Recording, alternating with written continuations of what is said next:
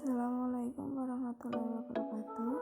Selamat pagi teman-teman dan juga Pak Erika.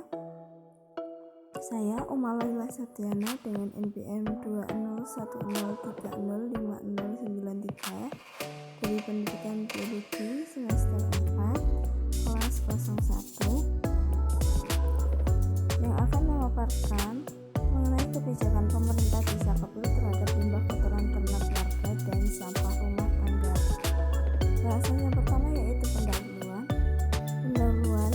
dari hal ini atau makalah ini, yaitu sampah rumah tangga menurut Undang-Undang 18 tahun 2008 merupakan sampah yang dihasilkan dari kegiatan sehari-hari di dalam rumah tangga. Adapun jenis sampah yang dihasilkan dari kegiatan sehari-hari di dalam rumah tangga menurut Damanhuri pada tahun 2004 berupa sisa makanan, plastik, kertas, karton atau dus, kain, kayu, kaca, daun, dan juga logam. Untuk sampah rumah tangga perlu pengelolaan yang baik agar tidak menimbulkan permasalahan sampah yang lebih kompleks di lingkup permukiman. Pengelolaan sampah dapat dikatakan terpadu apabila dilakukan pengelolaan mulai pada sumber sampah, perwadahan, serta pengumpulan, pemindahan, dan pengangkutan yang baik hingga sampah dibuang di tempat pemrosesan akhir atau TPA. Pengelolaan sampah terpadu dapat dimulai dengan penanganan sampah di sumber melalui sistem 3R yaitu reduce, reuse, dan recycle. Adapun penanganan sampah di sumber dengan sistem 3R terbagi menjadi dua bagian yaitu pada skala rumah tangga dan skala kawasan. Sampah pada skala rumah tangga pada umumnya memiliki dua perlakuan yaitu dengan sampah organik, sampah non-organik, dan sampah B3 rumah tangga. Namun, sebagian besar masyarakat Indonesia masih mencampur sampahnya menjadi satu tanpa proses pemilahan terlebih dahulu. Limbah organik merupakan limbah yang tersusun dari bahan-bahan organik dan dapat terurai melalui proses biologis. Limbah tersebut akan menimbulkan bau tak sedap saat membusuk, sehingga perlu penanganan untuk mencegah terjadinya polusi udara. Salah satu penanganan yang efektif adalah mengolahnya menjadi pupuk organik.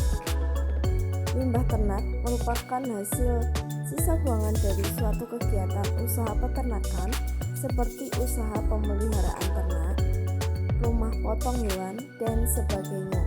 Semakin berkembangnya usaha peternakan, limbah yang dihasilkan semakin meningkat. Total limbah yang dihasilkan peternakan tergantung dari spesies ternak, besar usaha, tipe usaha, dan juga lantai kandang.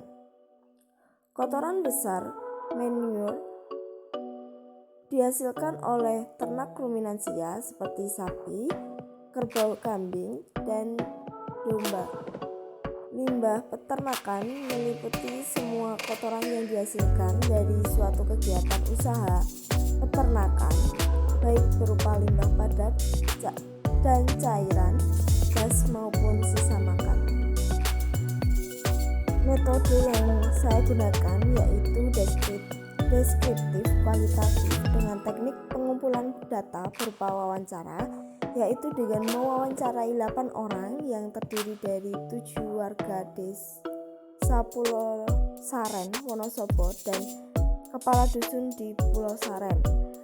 Yang kedua itu observasi lapangan, yaitu dengan melakukan kunjungan langsung ke tempat penelitian untuk mendapatkan hasil berupa data fisik. Penelitian yang dilakukan di Desa Pulau Saren, Kecamatan Kepil, Kabupaten Wonosobo pada hari Senin 22 Mei 2022 itu menganalisis data dilakukan dengan menggunakan pendekatan kualitatif berupa pernyataan dan jawaban dari narasumber. Pembahasan Di pembahasan ini, Desa Pulau Saren, Kecamatan Kepil, Kabupaten Wonosobo merupakan desa yang terletak di sebelah utara kaki Gunung Kunci dan lereng Gunung Sumbing. Desa Pulau Saren merupakan daerah perbatasan antara Kabupaten Magelang dengan Kabupaten Wonosobo. Desa Pulau Saren secara administratif terdiri dari 7 dusun, 7 RW, dan 21 RT.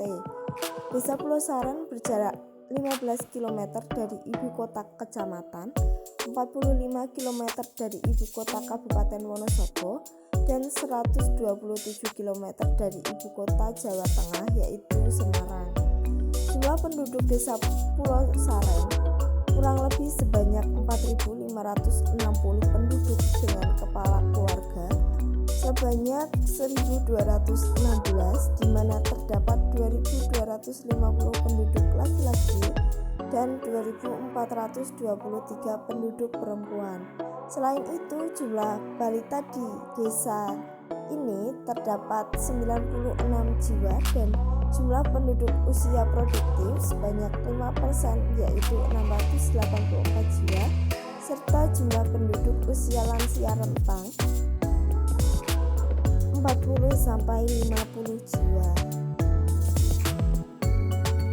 Selanjutnya, hal tersebut dapat dikatakan bahwa kebanyakan jumlah penduduk rata-rata di Desa Pulau Saren yaitu usia produktif dengan kisaran 15-65 tahun.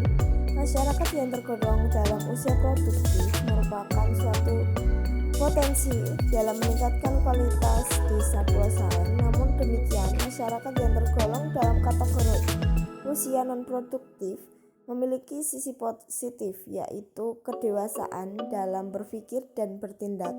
Meskipun secara fisik, kecepatan, kecakatan, dan kekuatan sudah mengalami penurunan menurut Awang pada tahun 2012. Menurut Siagian pada tahun 1995, semakin lanjut usia seseorang, maka diharapkan akan semakin bijaksana, semakin rasional dalam berpikir dan berperilaku. Penduduk di Desa Pulau Saren sebagian memiliki mata pencaharian sebagai buruh di PT Tropika Flora Persada, petani, dan juga peternak. Banyak warga yang menjadi petani dan peternak sebagai pekerjaan sampingan. Keadaan topografi Desa Pulau Saren lebih banyak didominasi perbukitan dengan ketinggian kurang lebih 1156 mdpl. Oleh karena itu, sebagian besar lahan lebih cocok untuk pertanian. Selain pertanian dalam rangka memanfaatkan lahan, sebagian penduduk Desa Pulau Saren biasanya melakukan usaha peternakan. Pertanian di Desa Pulau Saren sudah melakukan integrasi pertanian. Hal ini dapat dilihat dari pemanfaatan limbah peternakan, yaitu feses, yang dijadikan sebagai pupuk kandang, yang mana pupuk ini dimanfaatkan untuk pertanian mereka, dan limbah dari pertanian dimanfaatkan sebagai pakan ternak. Beberapa tanaman yang ditanam warga diantaranya yaitu tanaman sayur-sayuran serta tanaman tembakau yang ditanam setiap setahun sekali, sedangkan sumber mata air disalurkan ke beberapa rumah dan sawah atau kegiatan pertanian masyarakat yang lain. Sumber mata air yang digunakan penduduk berasal dari Gunung Sumbing. Air ditampung di dusun Kerawatan. Selain itu, air juga berasal dari sumur yang dibuat oleh warga setempat. Pengelolaan lahan pertanian yang dilakukan di Desa Pulau Saren sebagian besar menggunakan pupuk kimia dalam kegiatan pertaniannya. Alasan penduduk lebih banyak menggunakan pupuk kimia ini karena apabila menggunakan pupuk alami, maka kegiatan pertanian akan cenderung tertinggal.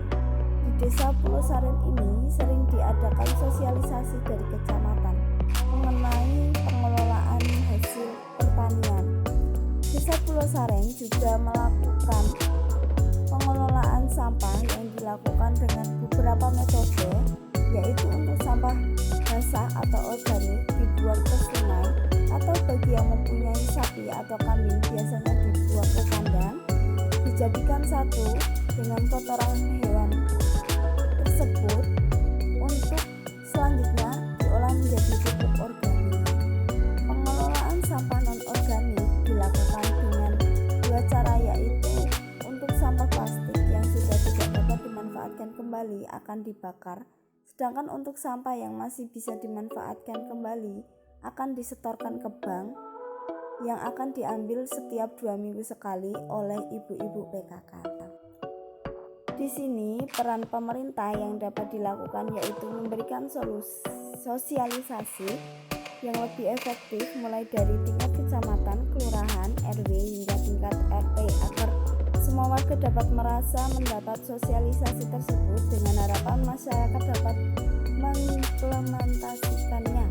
Pemerintah dapat membuat program pembuatan kompos yang bekerja sama dengan mitra tertentu dan memberikan penghargaan kepada desa yang sudah melakukan pengelolaan sampah dengan baik untuk mendorong masyarakat dalam mewujudkan kota bersih.